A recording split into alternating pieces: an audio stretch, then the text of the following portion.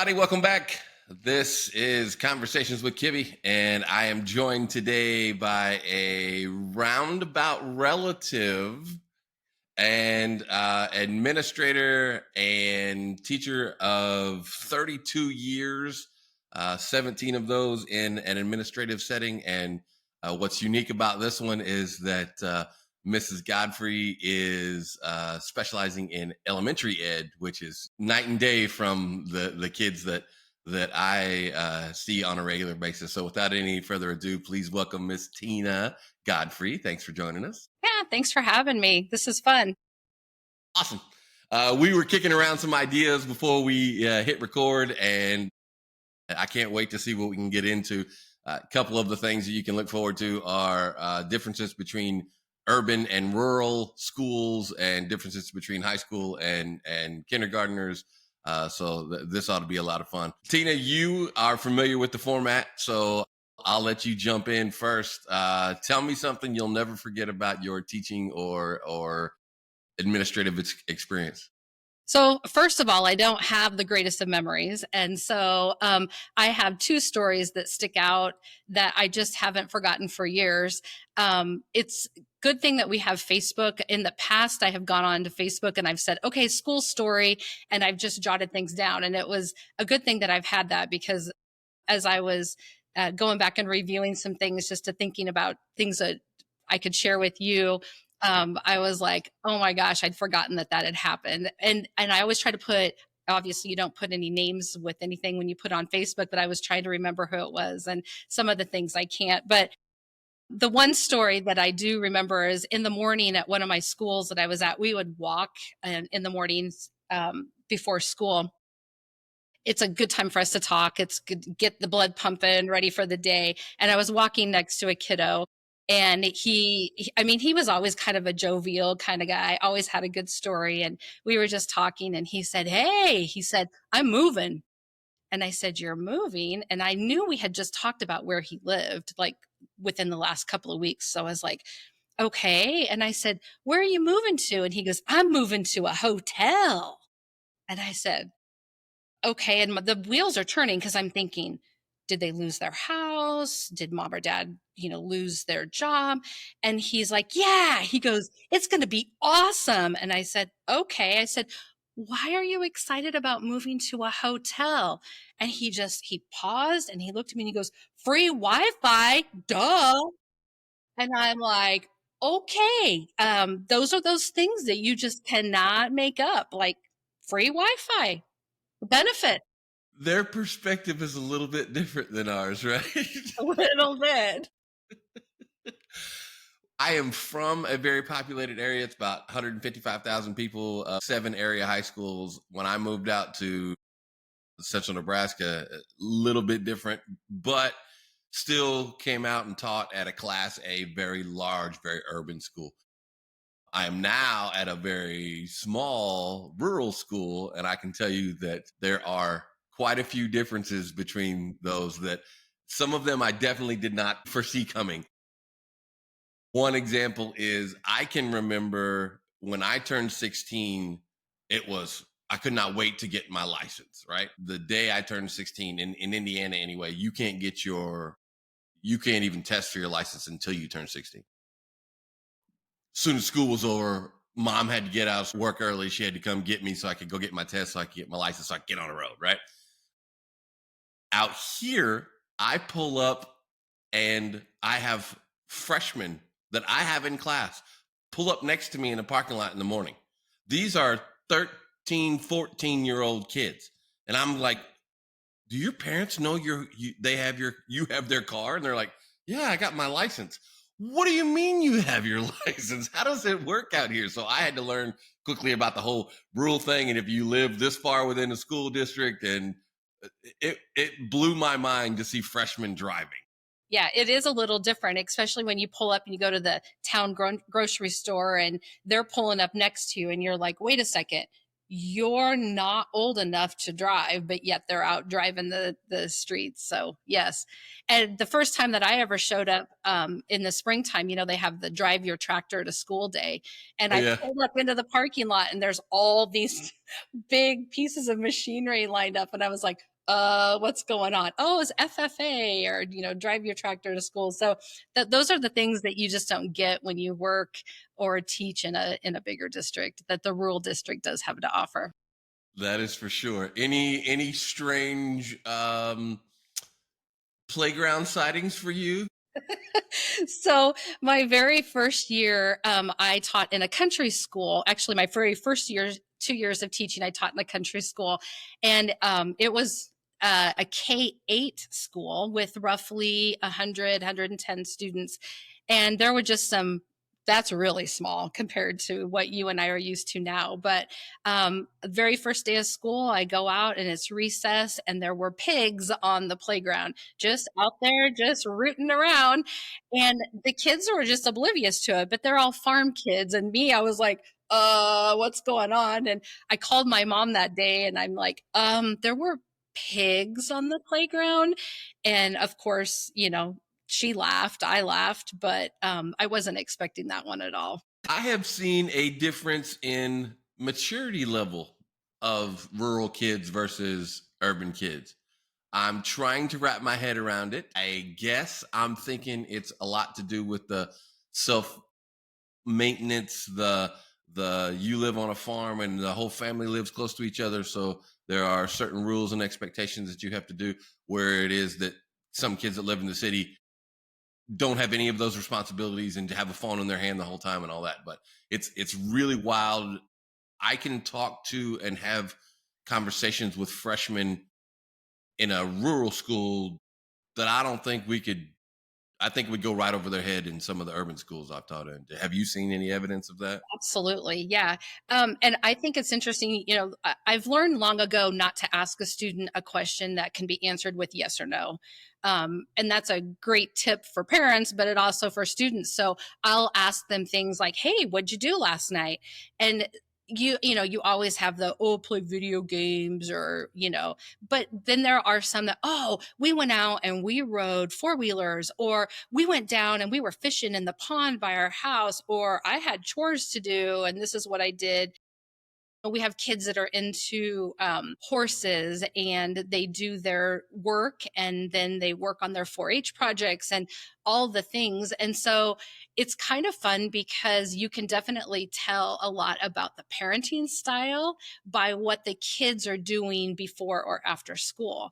The parents that are like okay with their kids being in front of the TV or playing the video games all the time, the parents who are still, even though it's a rural community, still working on the travel sports and getting them involved with the sports track, or those that are just like, yep, you're a farmer and an outdoor kid from the get-go, and they are very that's just what they tend to gravitate to. So we get some pretty good stories about things that they do on their off time. I grew up in a very inner city, very urban school, and I can tell you that I didn't have any experience before I moved out here with FFA. Mhm. Well, moving to a little rural school, FFA is humongous, right? I have fallen into the MC for most of the assemblies and everything. So it's not uncommon that somebody will have emailed me an itinerary for an assembly that we're going to have next period, and I print it off and haven't looked at it and have to go in live and start talking. Well, most of the time that's fine because I have announced almost every sport you can think of that there would be an announcer for. I can tell you I've never done anything with FFA. So there's all these categories and all these things that they're doing, and I have no idea how to read any of that stuff. But think about the fact that, and I don't know exactly how many kids are at the school, but 27 in the graduating class. I can tell you that we had kids lined all the way across the gym floor that were going to FFA. It was more than a third of the school that were gone, right? And then we start talking about that they made it for whatever category it is that they will look at an animal and tell you if that animal is up to par, I guess is what it is. And then I had to have them asked. I'm asking all kind. I'm full of questions, right? I'm okay. So who teaches you how to judge these? Well, they kind of give us guidelines. Okay. Well, this is your opinion on if this is a good looking cow or if this is a good looking horse or again, yeah. What makes you an authority? I'm not. Why would they want you to judge? I'm so made of questions right now. Uh-huh. But based, if I understand correctly, they go do an assessment, and then people who do the assessments assess their assessment, and then tell them if they did a good job on their assessment of this animal. Right? Yeah. We didn't have that in the hood. Right. Right. There are so many aspects of that because I'm learning as well. So one of the things, like I had no idea, flower or floral arrangements, like that's a thing, that's a section of the FFA. And so when you start at first, you think farming. It's all about farming. It's all about animals and growing crops, but it's really so much more to that. And as I'm learning more about FFA and what their projects are, then it's like, oh my gosh, the total experience and the leadership experiences that these kids get to experience is really cool. Because I think, ooh, I'd want to hire somebody someday who has some FFA experience and has really gotten into their chapter. They get the opportunity to travel. They can take leadership roles. It's really neat, and it's a sect of society that I was completely unaware with. Yep. And those city kids have no idea because they automatically just think FFA and that means boom, farming. And that's not necessarily true. I had in one of the schools in Indiana. Last day of school is always weird because people are cleaning out their lockers and it's just a little chaotic. It's intended to be a little bit freer, but you never really know what you're going to get. I've got a kid that is being really, really coy about opening his locker. It's a high school kid, and everybody else there's papers all over the floor, there's stuff all over the place, and there's one locker that's closed. Uh-huh. Something's not right. So I Uh-huh. go find this kid, and he's over giggling, and he's got a couple other boys around him and everything. I couldn't get him to open his locker, so I have his combination. I go open his locker, and hanging from his locker is a backpack with a live snake coming out of it. He decided that he wanted to do his own show and tell, and then he realized, I guess, at some point this is probably not a good idea. But then goes and tells all his buddies, which brings it to my attention. So I got to go address it, and then I go find a snake in my locker, and Daddy does not do snakes. Right, right. Well, I had a situation once that was somewhat similar. So, of course, I'm elementary and I have three teachers, staff members that are at my office door and they're like, and they're holding this backpack and the looks on their faces. And I'm like, okay. And I'm thinking, I'm going to that whole safety thing. I'm going, we have a weapon in the backpack. There's, something that shouldn't be in there. Like maybe there's drugs, I'm thinking gun, knife, whatever. Cause the looks on their faces, they're just like, we got a problem. And I'm like, okay. And I said to them, what's in there? And you can just tell they're just, and they said, just come look at it, just come look. And I'm like, okay. So I get up and I walk around and they're doing one of these and they're kind of unzipping it, and I look and they're laying in the bottom of this backpack is a dead squirrel. And I'm just like, oh my God, whose is this? And why is it at school? So I talked to this kid. Well, it was January in Nebraska and, it's cold out. And I said, honey, why did you bring this squirrel in your backpack? And he goes, well, before school today, I went out to my tree house and I saw this squirrel just laying there and he looked really cold. So I thought if I brought him to school, he could warm up in my locker. Oh. So at that point in time, you kind of just go, okay. And it's like, okay, now we have this dead squirrel in the backpack. Like, what do we do with it? Right? What do we There do is with it? not anything in the manual about. Oh my God. Yeah, that brings me. I hadn't remembered this one until I was just telling that story. But at another school I was at, I heard a bunch of ah, ah, And I'm just like, I go out in the hallway and they're some one of the staff members is holding a backpack and it is just swarmed with cockroaches. And I'm like, get it outside. So we open the door, we chuck it, and we realize that in the side pockets where the water bottles go are apples and other fruit that has been partially eaten. And you open it up then, and it's just got other food in there. And they had decided to bring it to school with all of the extra critters on it. That backpack went straight to the garbage. That was Goodness. disgusting. So you talked about the last day of school, the things on the last day of school. Well, when I taught kindergarten, one of the things that we did is that we had all of the kids bring a squirt bottle, and we went out as kind of it was our version of a water gun fight.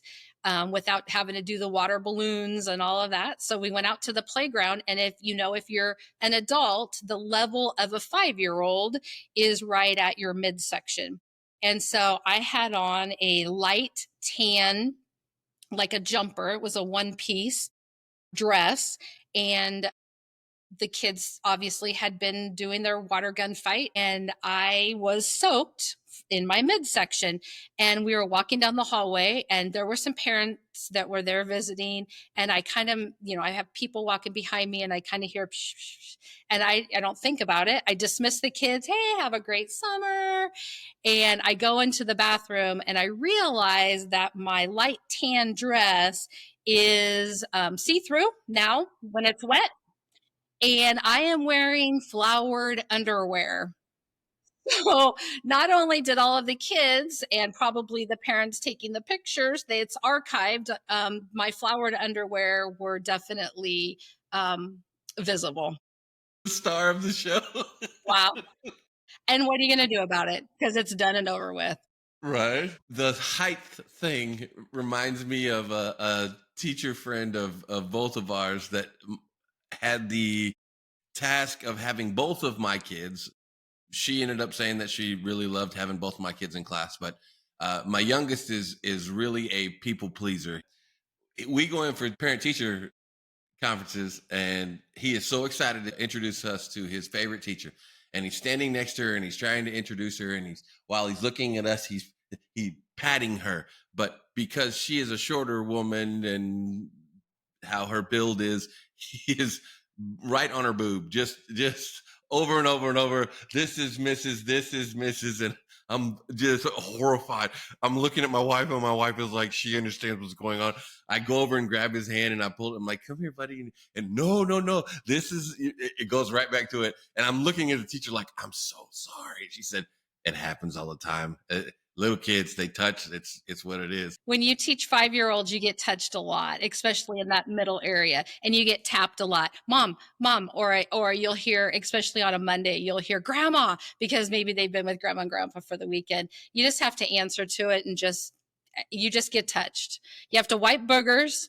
You get sneezed on, you get coughed on, and a lot of times you're still wiping faces and noses, and you just get touched everywhere. That's just part of being a kindergarten teacher. Yeah, I always think about the grade level to teach, and if I'd go back to the classroom now, kindergarten, I don't think I would do it again. I don't think I have the energy for it. I love to go to visit, and I'll sub in the kindergarten classroom, but then I'm like, whew, I'm not my grade level anymore. Middle school, those fifth and sixth graders, sometimes I just sit and I look at them like, where is your brain? Did you just say that? Did you just do that? And then, yeah. And so my sweet spot is like that second, third, fourth grade. If I had to go back to the classroom, those would be the grade levels that I would want to go to. They still love school. They still like you as an adult. They're not getting that snippy attitude yet. And that's just a fun grade because they want to learn and they don't have that middle school mentality. Tina, this has been a blast. I really appreciate you taking the time to sit down and give us some of your anecdotes, some of your stories. I knew that it was going to be electric. You are a blast to have a conversation with, and with all of your experience in education, I knew you were going to deliver. Thank you very much. Yeah, well, thanks for having me and good luck with your podcast. This has been fun. Hey, for all the rest of you teachers out there, take a lesson from us. Write this stuff down. Make sure that you're at least keeping a Google Doc or posting something so it'll come back up on your memories or something. But so much of what we go through is unbelievable, it is indescribable that you'll forget what class it was or what student it was or what year it was or whatever. Make sure you're writing this stuff down. Let's all combine and see if we can't write the greatest book ever told. Oh man, I know that there's so many people out there with so many stories. It would truly be the best. It would be the best seller of all time. Have a great day. Thanks again. Thank you. You too.